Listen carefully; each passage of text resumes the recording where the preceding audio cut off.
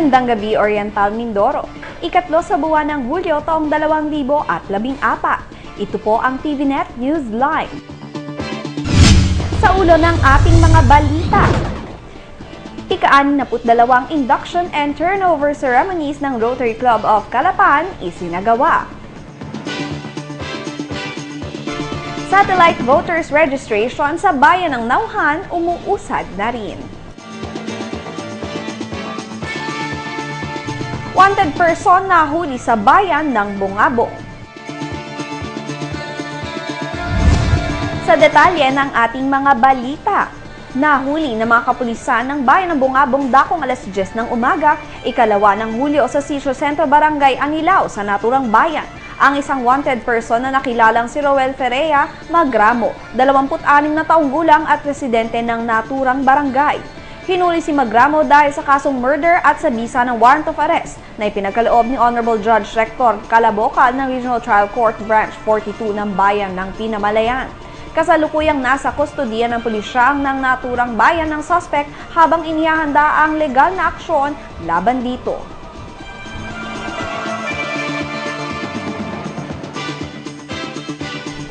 Sa inisyatibo ng kapulisan ng bayan ng Bansud sa pamumuno ni Bansud Police Station Chief Senior Inspector Roden Pulache, isang conrun ang idinaos daong alas 4 ng umaga ng ika-29 ng Hunyo na nagsimula sa Bansud Quadrangle sa naturang bayan na may temang takbo para sa karunungan, kung saan nakiisa rito ang iba't ibang pribado at publikong sektor ng pamahalaan, kabilang ang mga mag-aaral, guro, NGO, LGU, kawani at opisyal ng pamahalaang bayan, kapulisan at iba pa.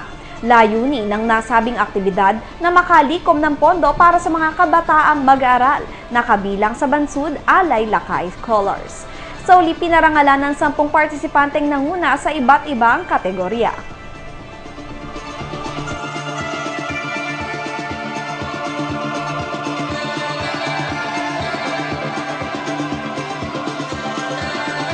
Magbabalik po ang TVNet Newsline. Bakit ka kasi kumabit? Alam mong di tama yan, di ba? Huwag ka nang gumamit ng pag-aari ng iba. Nakakaperwisyo ka sa mga legal na cable. Lumalabo ang signal nila. Mahiya ka naman, hoy. Illegal na cable mo, putulin na. Ano, gusto mo bang umabot pa sa kulungan? Umiwas ka na sa gulo tsaka skandalo. Huwag maging kabit. Magpakabit ng tama ngayon. Supported by PCTV. Good news po para sa lahat ng subscribers ng Cable TV at Cable Internet. Naisabatas na po ang Anti-Cable Television and Cable Internet Tapping Act of 2013. At ayon dito, bawal makikabit ng Cable TV at Cable Internet.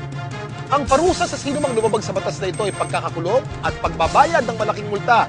Bayad ka na nga, kulong ka pa. Kim Atienza po, nagsasabing pagdating sa batas, hindi weather-weather lang. Huwag maging kabit. Supported by the PCTA. We may live on the same planet, but often we're worlds apart because there are gaps between us. Gaps that are formed because of our differences. At Maybank, we believe we can cross these gaps. We can build bridges that unite people. Bridges that connect us with the future we're planning for. Let's bridge those gaps by being human. Maybank, humanizing financial services across Asia.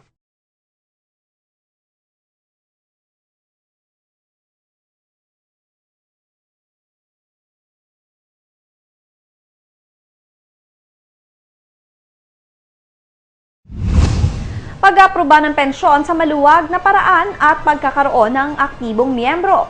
Yan ang pangunahing tinalakay sa isinagawang buwan ng pagpupulong ng Federation of Senior Citizens of Oriental Mindoro sa Bahay Tuklasan, Barangay Santiago, Bayan ng Nauhan, nitong ikatlo ng buwang kasalukuyan.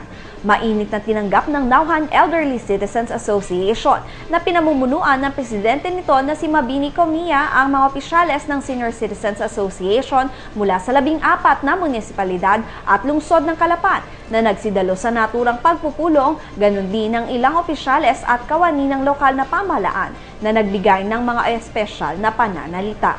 Kabilang sa mga tinalakay sa pagpupulong ang hinaing ng ilang katandaan hinggil sa kanilang pensyon at inilatag nila ang balaking na maging mas maluwag ang proseso ng pag-aproba sa pensyon ng mga senior citizens.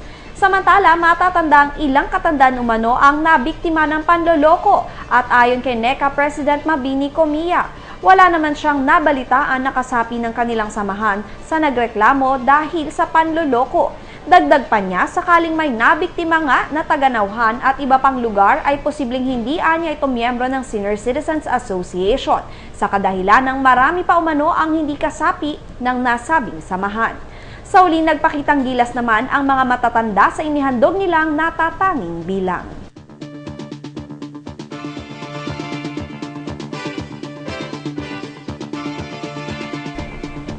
Samantala, tinungo ng mga kawani ng COMELEC sa bayan ng Nauhan ang barangay Pinyahan sa nasabing bayan upang magsagawa dito ng satellite voters registration ikatatlo ng buwang kasalukuyan. Ayon kay Election Officer Edita Estigoy Trinidad, nasa 77 pa lamang ang kanilang naba-validate at 25 pa lamang ang nagpaparehistro sa naturang barangay. Okay naman, very cooperative ang ating mga barangay officials. Ang problema yata ay yung ating mga butante na medyo bantulog-bantulog. Kami na nga yung pumupunta, ay yung iba ay medyo siguro dahil sa kasalukuyan nangyayari ngayon sa Pilipinas, yung PIDA, ganyan-ganyan.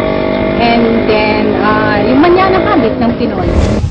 Paalala naman niya sa mga wala pang biometrics na tatanggalin ang mga ito sa listahan ng mga botante kapag hindi pa sila nagpakuha ng biometrics hanggang sa matapos ang voters registration sa susunod na taon. Ganun pa man, ang mga ito anya ay bibigyan muna nila ng personal na abiso.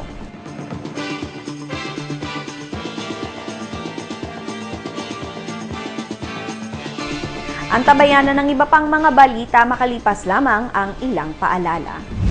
Mula sa PCSO, Bingo Milyonaryo, Bingo 3, BIN, premyo 2,000 piso. Bingo 4, BING, premyo 20,000 piso. Bingo 5, BINGO, jackpot 150,000 piso. Bingo 6, BINGOM, jackpot 4,000,000 piso. Bingo 2, OM, premyo 4,000 piso. Tumulong at manalo, maging milyonaryo sa 5 piso. Available na sa Bingo Mindoro. Maging retailer na. Visit our website at www.bingomindoro.ph. Bingo Milyonaryo, Bingo Milyonaryo, tumulong. Maring Rema, saan ka ba nagsasanla? Sa Palawan Pawn Shop, mataas ang tanggap, mababang interes. 1 to 11 days, 1% lang. 12 to 22 days, 2% ang interes. At 23 to 33 days, 3% lang ang interes. May automatic text pa sila sa mga customer para mai-renew at hindi marimata ang mga sangla nila. Oras na, para ilipat ang mga sanla ko sa Palawan Pawn Shop. Ikaw ang number 1 sa Palawan Pawn Shop.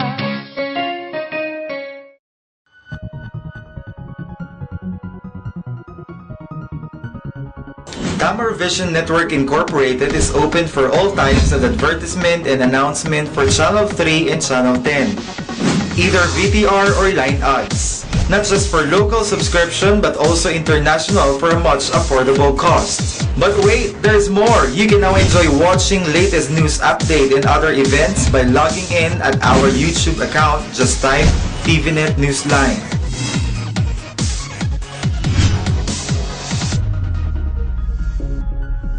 For inquiries and information, visit us at TVNet Main Office, GLC Building, Juan Luna Street, San Vicente North, Calapan City, Oriental, Mindoro, or you may call 043-288-4240. Sa pagpapatuloy ng ating mga balita, bunsod ng ibinigay na permiso mula sa DPWH at City Government.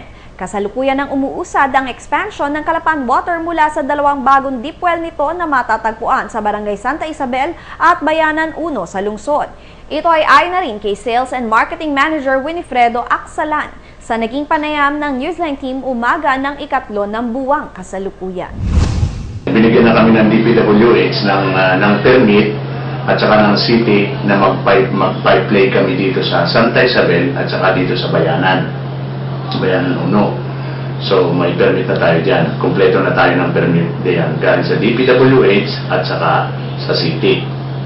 Dahil nagkakaroon sila ng widening, so in-advise kami ng DPWH na umuna na kami ng paglalagay ng linya para hindi na kami magbabasag ng semento pagdating na sila nag-widening. So nandoon na yung aming tubo.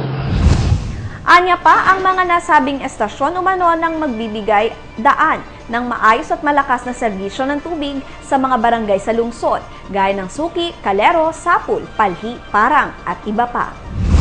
Yung dalawang bagong well natin, pag na-commission ito, yung Santa Isabel well at saka yung Bayanan 1 well, yung B1B namin, ang makikinabang nito ay buong Calapan. Lalong-lalo na yung mga lugar na may hina ang daloy ng tubig, katulad ng Parang, mahina ang Suki,